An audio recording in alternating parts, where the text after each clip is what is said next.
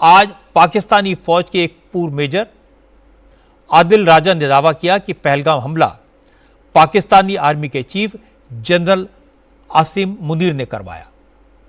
Major Adil राजा ने कहा कि जनरल आसिम मुनीर से पाकिस्तान की आवाम नाराज है, उनके खिलाफ बगावत हो सकती है, इसलिए जनरल मुनीर ने पुराना फॉर्मूला अपनाया, अपनी कुर्सी बचाने के लिए कश्मीर में आतंकवादी हमला करवाया।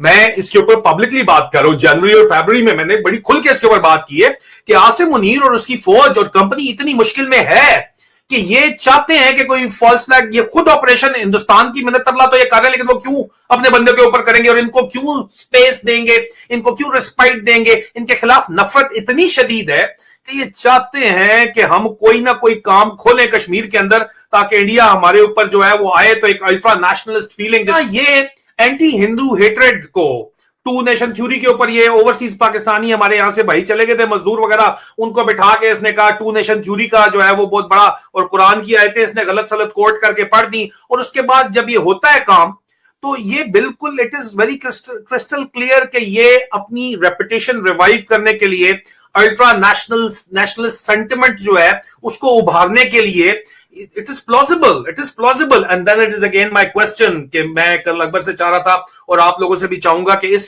टॉपिक को भी एड्रेस किया जाए, लेकिन जो भी आप कह लो ये बात अब कोई नहीं मान रहा कि जनाब ये फॉल्स फ्लैग ऑपरेशन था, उनका वाइस प्रेसिडेंट आया था, इन्होंने खुद करा लिया, पहले क्लिंटन के आने के ऊपर भी इन्होंने खुद करवाया था, ये इस तरह की बातचीत अब कोई भी नहीं मानता। और अगर यहां पे कोई बेचते हैं, टार्जन मार्जन आपको बेचने की कोशिश करते हैं, तो इन टार्जनों को भी आपारा से बताया जा रहा है कि यार ये काम कर दो, ये काम पॉसिबल नहीं है।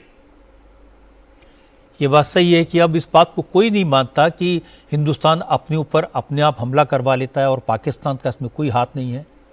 ये बात कई बार साबित हो चुकी है, पाकिस्तान की इसमें कोई क्रेडिबिलिटी नहीं है, और पाकिस्तान में कई लोग इस बात को एक्सेप्ट करते हैं। पाक ऑक्युपाइड कश्मीर के वजीर आजम का बयान मैं आपको सुनवाता हूं, चौधरी अनवरुल हक। ये बयान सबूत है इस बात का कि पाकिस्तान भारत में आतंकवादी भेजता है। चौधरी अनवरुल हक ने कहा कि भारत ने बलूचिस्तान में बगावत की आग लगाई है और अब उसको इसका अंजाम भुगतना होगा। पाकिस्तान और उसके मुजाहिद अब सिर्फ कश्मीर में नहीं, दिल्ली समेत दूसरे शहरों में भी हिंदुस्तानी शहरियों का खून बहाएंगे। दो टोक अंदाज में कहना चाहता हूं, चाहे इसकी कीमत खून से देनी पड़े। तुम बलूचिस्तान में पाकिस्तानियों के खून से होली खेलोगे, इसकी कीमत तुम्हें दिल्ली से लेकर मकबूजा कश्मीर के अंदर तक अदा करनी पड़ेगी। और जो हिस्सा इसमें कश्मीरी मुजाहिदीन का है, इंशाअल्लाह ताला वो पहले भी अदा करते रहे और आप पूरी कुव्वत और पूरी जुर्रत से अदा करेंगे। तुमसे जो होता है कर लो। ये अनवरुल हक ऐसे लोग हैं जिनके लिए नरेंद्र मोदी ने कहा कि इन्हें जड़ से उखाड़ना है, नेस्तनाबूद करना है और इनसे हिसाब चुकाने का वक्त आ गया है। मैंने 3 बयान आपको सुनवाए हैं और 3 बयान सुनने के बाद कुछ बातें बिल्कुल क्लियर हैं।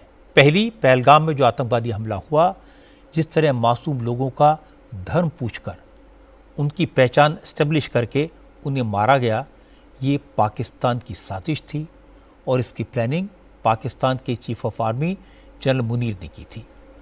जनरल मुनीर का 1 हफ्ते पहले का कश्मीर पर बयान देना, हिंदुओं के खिलाफ जहर उगलना कोई संयोग नहीं था, ये साजिश का हिस्सा था।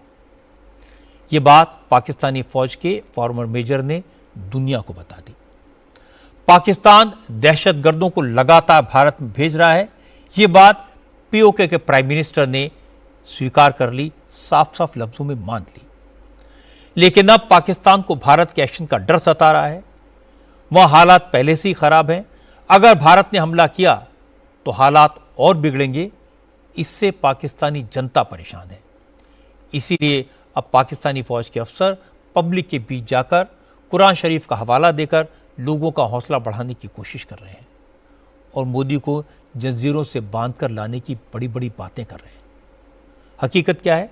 हकीकत यह है कि 3 जंगों में पाकिस्तान ने घुटने टेके, हिंदुस्तान की फौज के सामने सरेंडर किया।